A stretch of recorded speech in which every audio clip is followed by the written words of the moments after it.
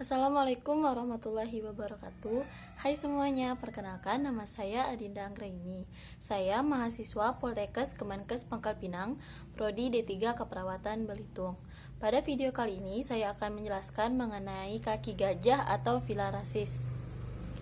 Jadi, filariasis ialah penyakit menular yang disebabkan karena infeksi cacing filaria yang hidup di saluran dan kelenjar getah bening atau limfe serta menyebabkan gejala akut, kronis, dan ditularkan oleh berbagai jenis nyamuk, terutama Culex quinquefasciatus dan Mansonia.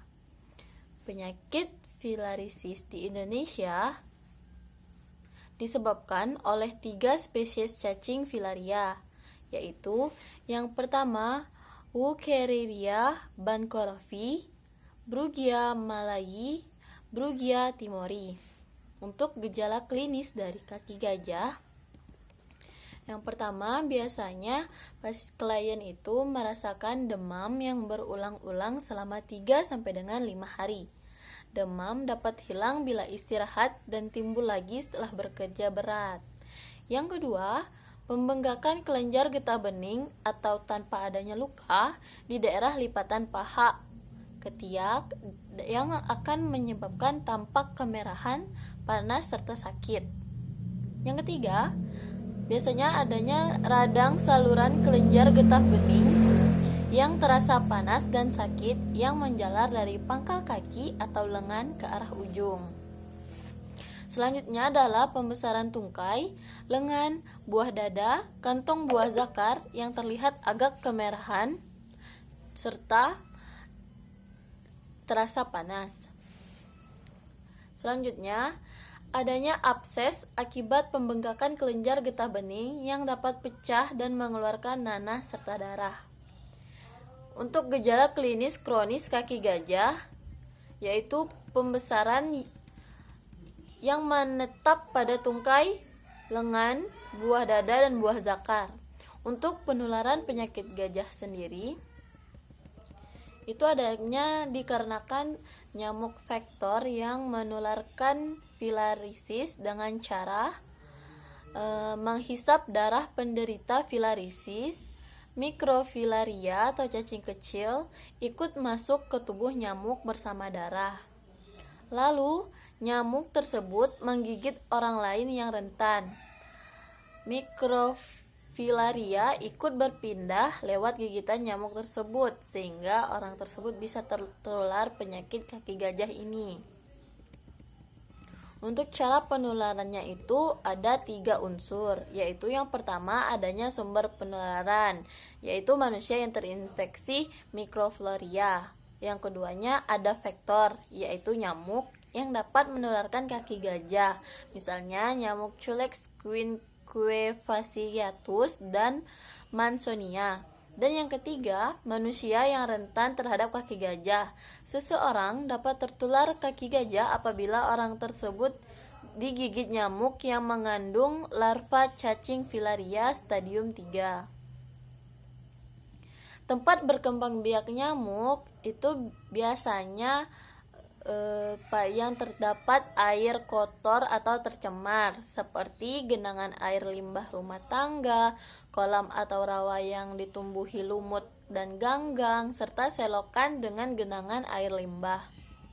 Untuk diagnostik klinis, diagnosis klinis ditegakkan bila ada seseorang yang tersangka terkena kaki gajah, ditemukan tanda-tanda dan gejala klinis akut ataupun kronis. Untuk laboratoriumnya diadakan dengan pemeriksaan darah jari. Seseorang dinyatakan terkena kaki gajah dalam sediaan darah tebal yang ditemukan mikrofilaria. Dampak dari filariasis di masyarakat yaitu, jadi meskipun filariasis itu tidak mematikan secara langsung, dengan adanya demam dan bisul-bisul atau abses yang hilang timbul dan gejala menahan berupa pembesaran atau elefantisitas yang merupakan cacat menetap. Secara ekonomis sangat merugikan karena sangat mengurangi produktivitas penderita serta diperlukan pengobatan dan perawatan yang tidak mudah dan juga tidak murah. Untuk pengobatan ini biasanya ada pengobatan massal, yaitu pengobatan dilakukan di daerah endemis dan diberikan setahun sekali selama 5 tahun berturut-turut yang penduduknya berusia 2 sampai dengan 70 tahun. Obat setiap tahunnya diberikan dengan dosis berdasarkan umur. Untuk sekali minum, obat yang diberikan adalah DEC dan albendazole. Obat anti gejala sebaiknya diminum sesudah makan dan saat tidur atau tidak sedang bekerja, dan diminum di depan petugas. Yang kedua, yaitu secara individual yang dilakukan kepada kasus klinis, baik stadium dini maupun lanjut. Tentunya dosis obat tergantung dari keadaan kasus.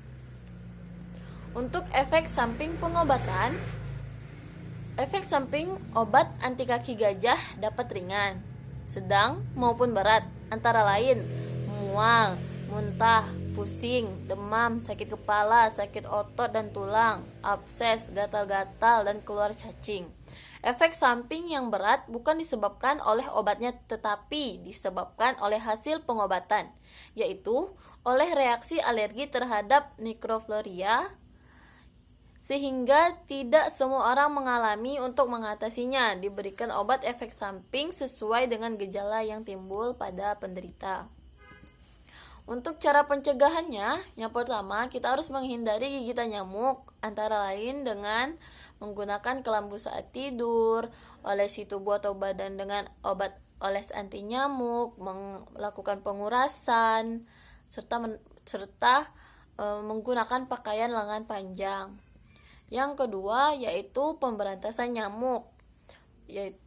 Caranya kita bisa membersihkan tanaman air pada rawa-rawa yang merupakan tempat perkembangbiakan nyamuk, menimbun, mengeringkan atau mengalirkan genangan air, serta membersihkan semak-semak di sekitar rumah.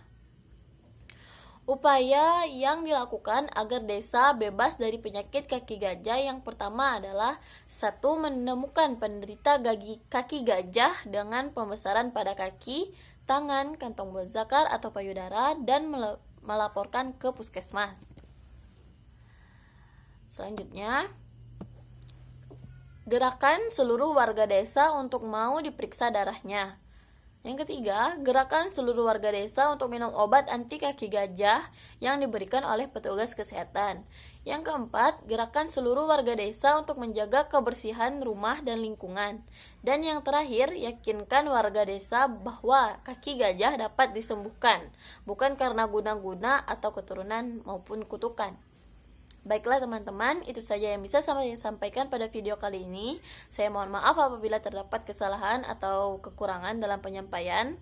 Akhir kata, wabillahi taufiq wal hidayah. Wassalamualaikum warahmatullahi wabarakatuh.